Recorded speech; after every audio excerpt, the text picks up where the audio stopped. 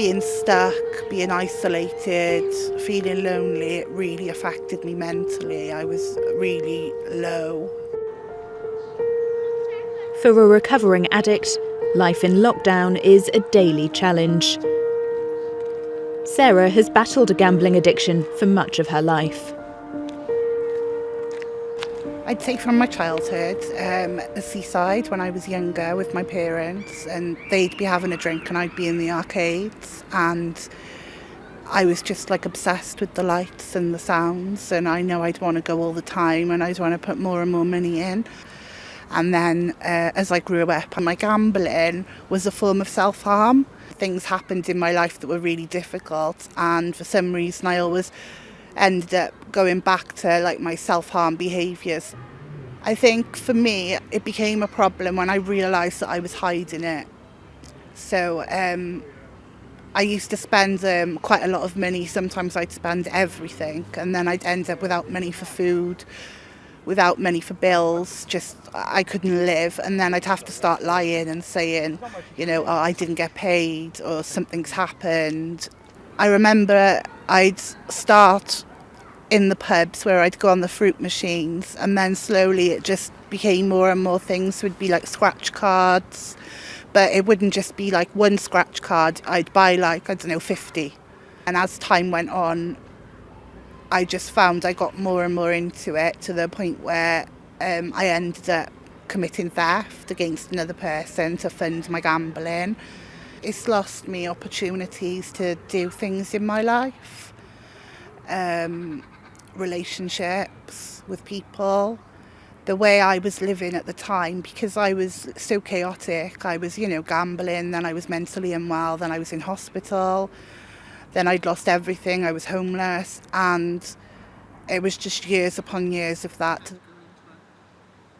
Sarah served a prison sentence for theft and has since been working to rebuild her life. She had made it to 800 days without gambling, but then the pandemic hit. I went online for something completely different, and I basically gambled like £700 in the space of a few days. And how did you feel during that time? I felt like I'd ruined everything. I felt like I was back to square one again. Do you think you would have relapsed had it not been for the lockdown? I was doing good. I don't think I would have. There aren't many people taking up gambling for the first time because of lockdown. However, there does seem to be a particular problem in those who are at risk of a gambling problem, or who are already dealing with or experiencing a gambling problem, in that they may be gambling for longer, they may be gambling on riskier bets. Professor Simon Diamond researches gambling addiction at Swansea University.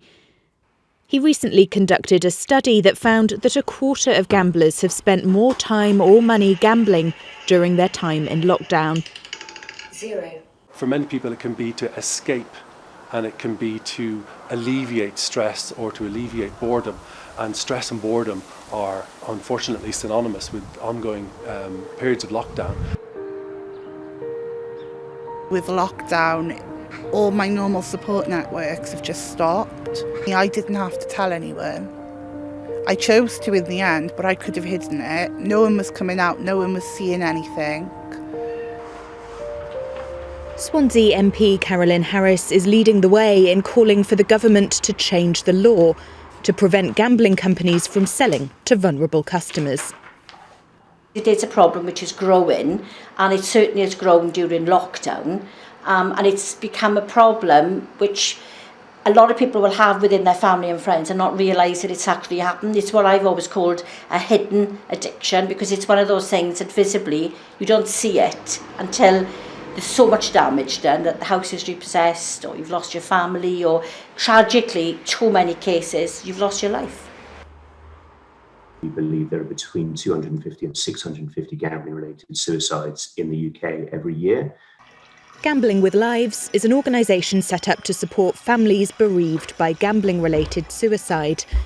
They too believe the only way to prevent further deaths is for tighter regulations to be placed on the industry. It's not a bit of fun or you just go down to the bookies on the weekend and place one bet on the football. That's not what gambling is anymore. It's become an industrialised process. 60% of the industry's profits come from 5% of people suffering from gambling disorder. So for the industry to tackle addiction would effectively be to reduce their profits. But the Betting and Gaming Council, which represents the industry, says there are rules in place to protect gamblers and stop companies cashing in on addicts. We have introduced a number of codes.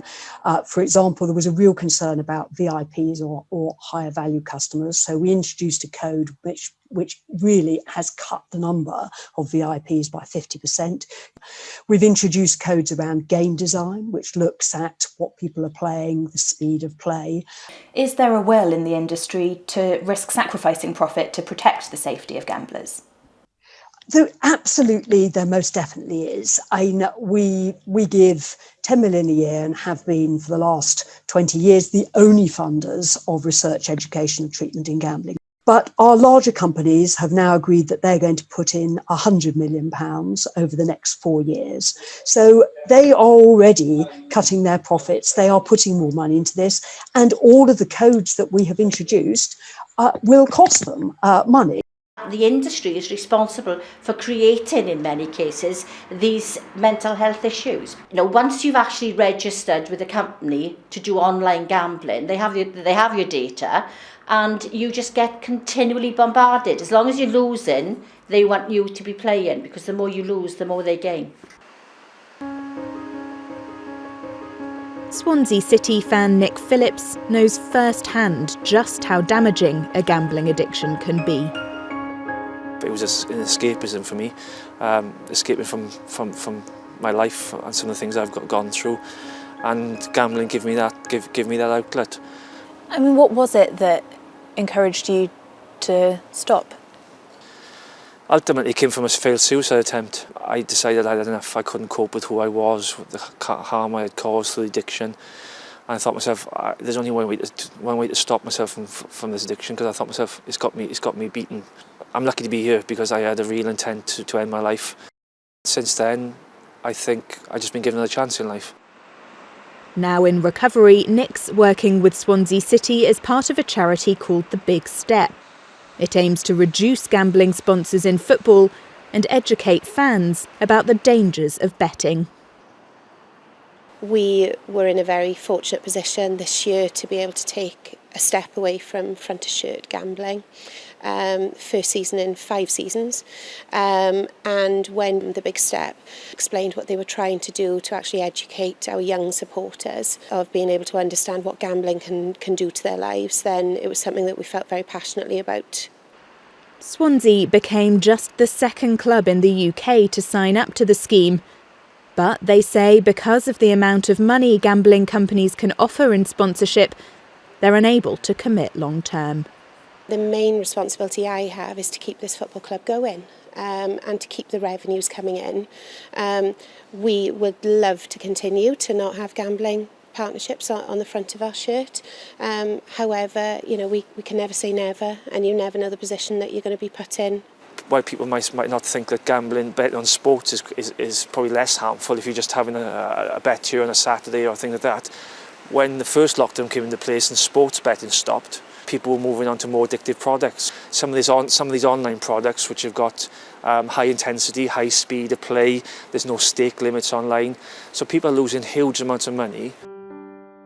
The evidence from speaking to colleagues is that there could be indeed a perfect storm brewing, in that the individuals who are at risk of developing a gambling problem could have become entrenched in that problem as a result of lockdown. So the problems that they will ultimately present with on release from lockdown could be tenfold more than what they're experiencing right now. All the work that I do, all the awareness we're raising, all the campaigning that I get myself involved in, it's all for a purpose of saying to people, I don't want you to end up in the situation I've been in, because gambling addiction is horrific and it causes no end of harm to you and to people around you.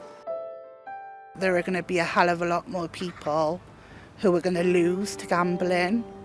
So I just think that with COVID, it's not the only problem that we have.